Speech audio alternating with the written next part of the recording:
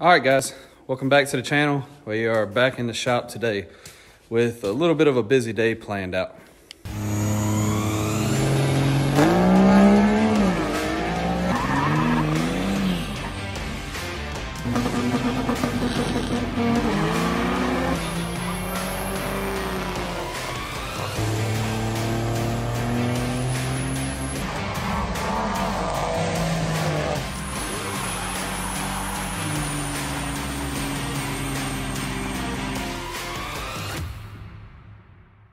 So we're getting a little bit of a late start to the day. A bunch of errands to run around this morning and all.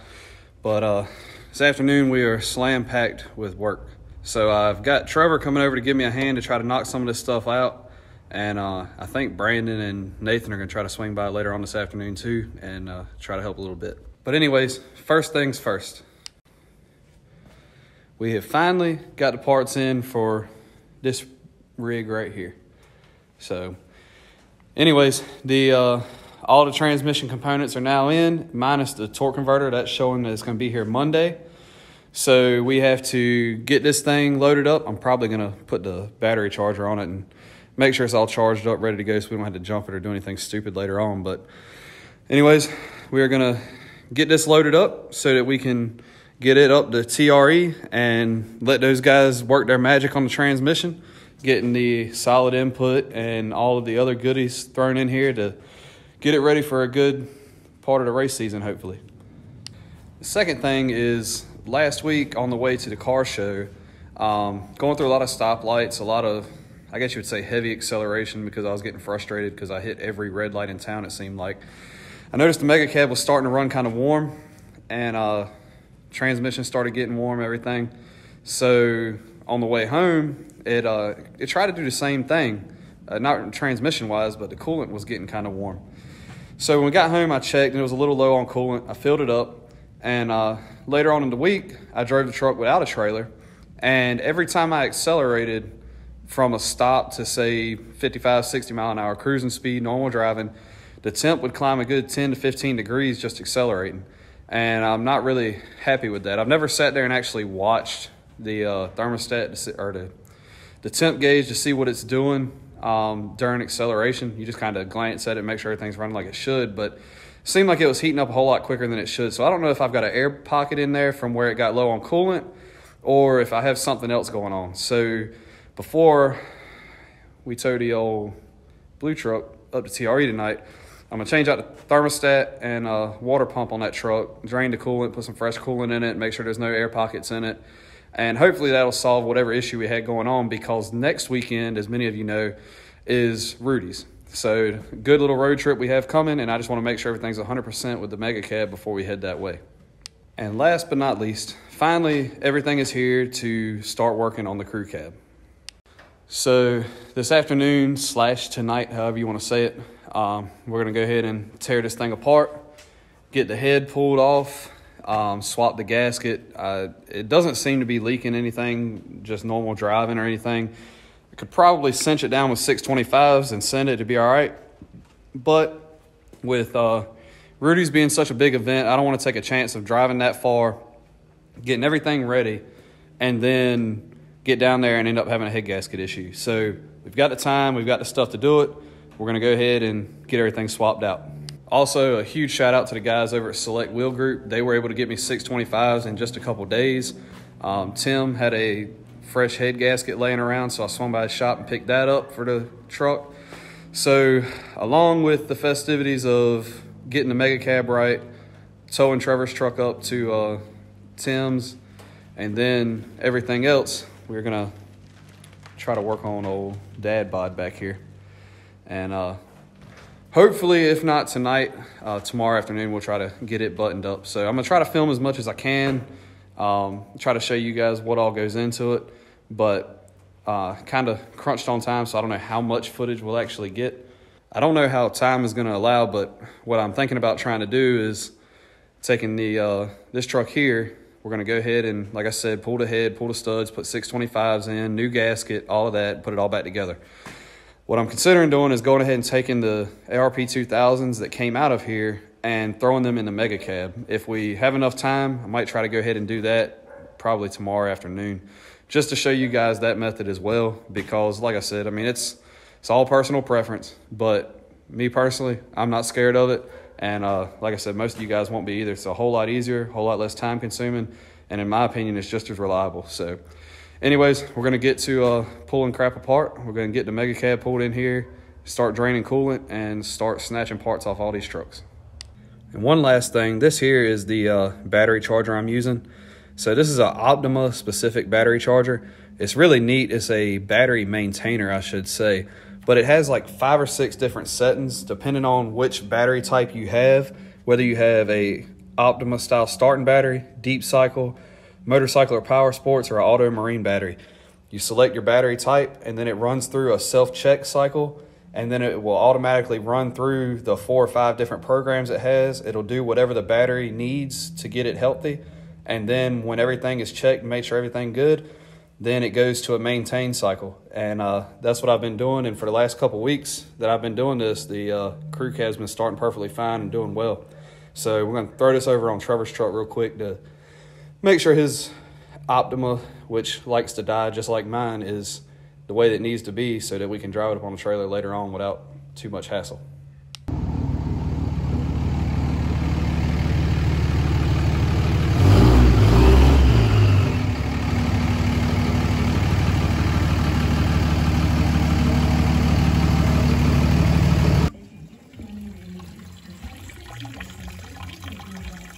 So now as the coolant's draining, I'll probably take the next few minutes because it's going to take a while to drain all that out. I'm going to go ahead and pull the air filter and this air box out. I might be able to leave the piping for the air filter in, but the water pump is down on the front side of the block here, so I'm going to try to get where I can access that. All right, so once the coolant drained out, we got the thermostat swapped out, which in case any of you don't know, thermostat's under where your radiator hose goes in right here. And then the water pump is right down, let's see if I can see with my finger, right in there. Here's the new one. So you can see, for example, well, I say new, it's a Trevor leftover he didn't use, but just got these 2 bolts, one on either side. So once you get the belt broke loose, you can pop those 2 bolts out. It'll come out. O-ring goes in this groove on the back side, and pop the new one in. So we're gonna get that swapped out and start draining coolant out of the crew cab. All right, so as you can see, the new water pump is in, belt's back on. It's about time, about to fill this thing back up with coolant, get the battery cables hooked back up, and God, this thing needs to be cleaned. It is filthy, jeez. But anyways, and to get the intake put back on. As for the other truck, I've got the coolant drained, the belt's off, and I'm working on pulling manifold studs. I'm gonna try to leave the whole turbo kit bolted up and just kind of support it off to the side for the time being and pull the head with it that way. So we'll see if we're able to make it work or not. All right guys, so as you can see behind me here, the mega cab is back running. We've got radiators full of coolant, the reservoir is full, and letting it run, getting it up to temp. And once it does, thermostat opens, cycle coolant through, make sure we don't have any air pockets, and go ahead and get hooked up to the trailer so we can load up Trevor's truck. The battery was a little weak in it, so I'm trying to let it charge as long as possible. All right, so kind of hard to see, but all of the manifold studs are out of the bottom on this side. Getting ready to work on taking this second pump off, get it out of the way. I have the intercooler pipe taken off over here, and coolant is drained. So gonna go ahead and close that off and get that bucket out of the way so I don't knock that over. But anyways, this is coming along slowly. Hadn't had a chance to really video anything. It's been trying to, between this one and that one, get everything knocked out so we can get everything done in time. So anyways, we're gonna hop back on it. I'll touch base here shortly.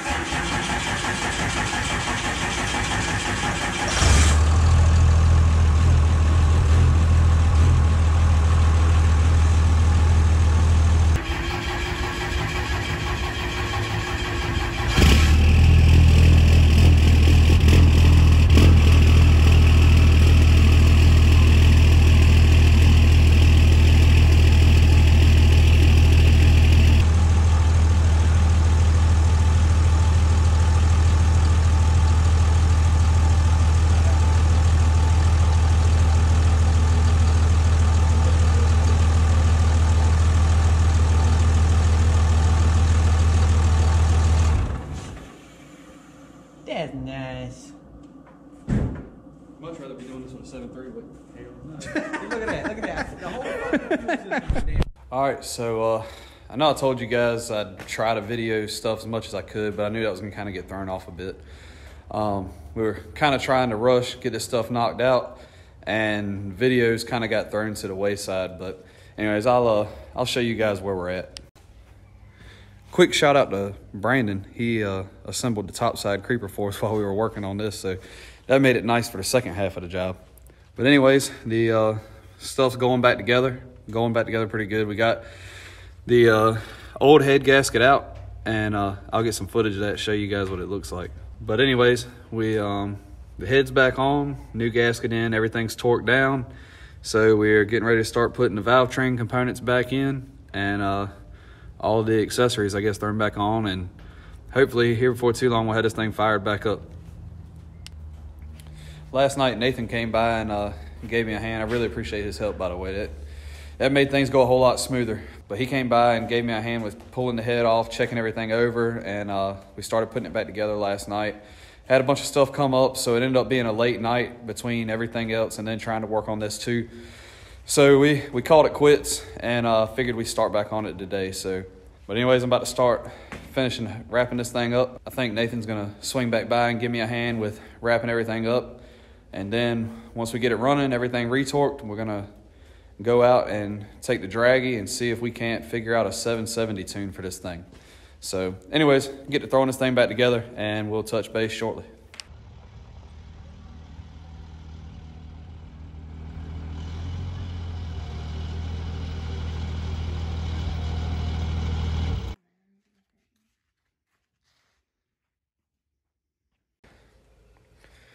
All right, guys, so the truck is pretty much wrapped up. This is now the next day, I guess you'd say the third day of messing around with the truck. We got everything buttoned up last night, got everything put together, got the truck running, took it down the road, drove about 10, 15 miles, fairly easy on it. Did a couple moderate pulls in tune 1, try to get some heat in the truck. Had to kind of fight to get it up to temp because it just did not want to heat up. So got it up to temp a few times, and then of course when the thermostat opened, everything dropped right on back down to like 160 degrees. So this truck runs really, really cool.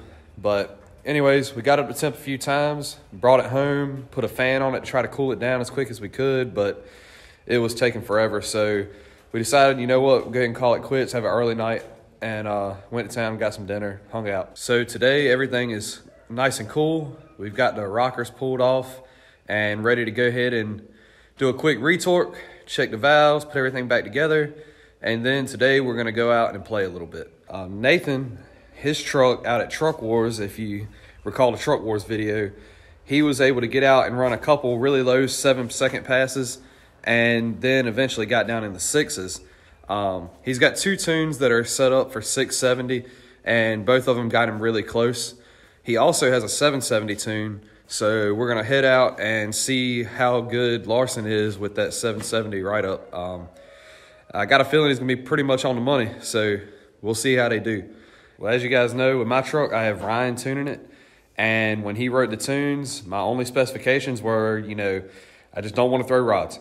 Said it's still stock motor and it's got a lot of fuel and air, so I would like to keep it all in one piece. I said, other than that, just give me, you know, the 5 tunes, just, you know, increments up to whatever you would consider safe. And so far the truck's done really good. Depending on the conditions, 2 and 3 get me right in the 670 range. So with tune 1, last time I ran it on the street in full race trim, I guess you would say, and that's, you know, leaving decently hard on the radials. That was 2nd gear lockup, shifting at 4,200-ish RPMs. The truck ran a 7.1 on the draggy. So the bad thing is at Rudy's, I'm going to have to slow down for 770 a lot. So we're going to get the truck buttoned up today, and we're going to go out and try out Nathan's 770 tune, and then we're going to try to figure out how to slow this thing down enough for 770. So what I've got in mind is trying to leave really easy and just running the truck without lockup, and hopefully that'll slow me down enough that if I have to, I can tap the brakes and get right in that 770 range. So we'll see what happens. If it's too much of a pain, if I have to leave too light a boost where it's not going to be very consistent, then I may just say screw it, run ET, and just run it on tune 1 like I would normally race and just, you know, see what happens. The only thing that's really got me not wanting to run ET is just the fact that I'm decent with running a Pro tree, which is what they have for 770 and quicker. But in ET, you run a Sportsman tree. And I'm just not very good on a Sportsman tree. My reaction times are either a little slow or I'm really early. So, you know, I don't know. We'll see what happens. We'll see where the day leads and how the testing goes. But we'll take you guys along for the ride. For now, we're gonna go ahead and get this buttoned up. What'd you do? Not me. What did you do? Not me. All right, so we got the truck put back together after the retorque and checked the valves and everything. Got the truck running, and when we shut the truck back off, looked, and a piece of the fan fell out, and it ended up somehow got hung on the bracket for the clutch wire that we didn't even mess with. So don't know what kind of freak crap we got going on in here right this minute, but anyways, we're thrashing now, tear this thing apart to put a new fan clutch on it real quick. So anyways, we got all the coolers off of the front, getting ready to pull the radiator now and get to putting this thing back together. So maybe Nathan won't break anything else today. Well, they say everything happens for a reason, and Nathan had a good point. We figured out what it was. So this ragged looking lower radiator hose, hey, don't cut yourself, I ain't got workman's comp. But anyways, it's all dingy looking and everything, as everybody knows. Well, Adam with, I think his business, AA Motor Works, sounds right, makes this nice shiny aluminum one. And I forgot all about that. I had bought that a while back, little impulse buy. So maybe that's what the truck wanted, was just to have that before it goes to Rudy's. So we're gonna put that on, and probably while the fan is off, go ahead and paint the front of the block, because from this view, everything looks nice. From this view, it looks like trash. So she might get some good old Rust-Oleum real quick. But anyways, update again. Like, oh, look, we hit this blade too. Nice.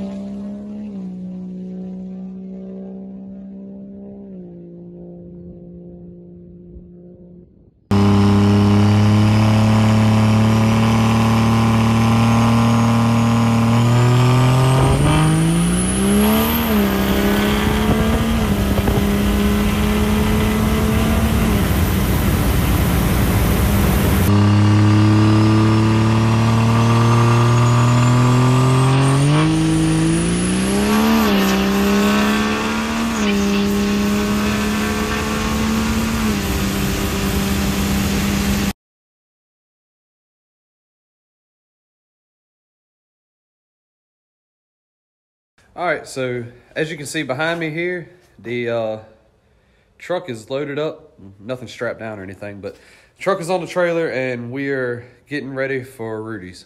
So to just do a quick summary of the weekend with our Rudy's prep, so to speak. At Truck Wars, as you know, if you watched that video, I lifted the head pretty hard in eliminations and pushed coolant. So I figured now would be a good time to go ahead and change the gasket, switch to 625s. I knew that it was on borrowed time anyways, seeing as it just had 2000s in it and it was making a little over 1,000 horsepower. So we went ahead, bit the bullet, and ordered some of those pricey rascals. And actually, I have the gasket over here. I'll show you guys a picture. So as you can see here, this is one spot that it pushed out, blew out the gasket. It pushed into the coolant passages there and on the other end. And I'm not gonna pick it up because it's really oily, but it pushed out of the other end of the gasket as well. But anyways, the whole head job, it did not go bad. We had the head off and back on fairly easy. Got everything torqued back down like it should be. And as we were going through the whole heat cycle deal, doing everything with retorques, checking valves, all that, went to start the truck one time and I saw something fall out. And as you saw earlier, it was a piece of the fan. At some point, the fan shroud had come loose. I don't know what exactly happened. And the wire popped out of the bottom of the fan shroud, hit one of the blades. It ripped the wires out. It shredded the fan. So luckily, Nathan had just switched over to electric fans on his truck. So we were able to go rob the parts from his stash, got everything thrown back on. After getting the truck thrown back together, we were trying to figure out what we were going to do for Rudy's. So the truck does really good running at 670 range. The truck's real happy. I can run it wide open on tune 2 or 3, depending on what the track conditions and weather's like.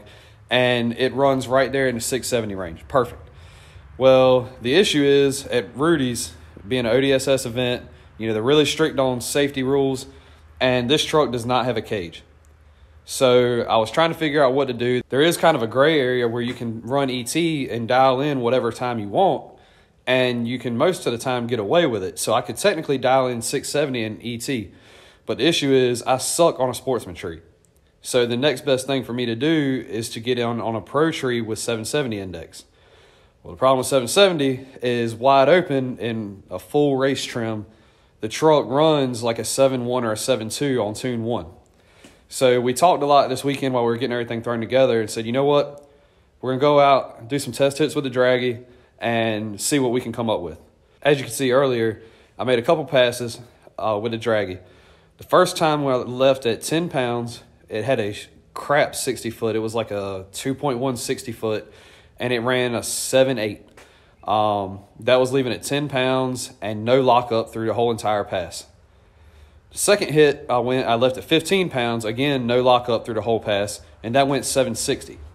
So I'm on either side of the 770 range. I've got a couple ideas of what I can do now to get the truck to slow down enough. So going into Rudy's, we have a pretty good game plan, and at least we got a good starting point to try to get in on 770. Like I said, I'm a whole lot better on the sportsman tree, so I'd rather give that a shot than trying to dial in at 670. Also, you saw earlier too that Nathan's truck ran. We used the draggy on it, and he left fairly easy as well, and he was able to get at a 767 on his first try. So that tune was hitting the nail right on the head. Everything went great with that pass, so he knows what to do also going into first round qualifying at Rudy's. We think we have a pretty good game plan together, so we'll see what the trucks do.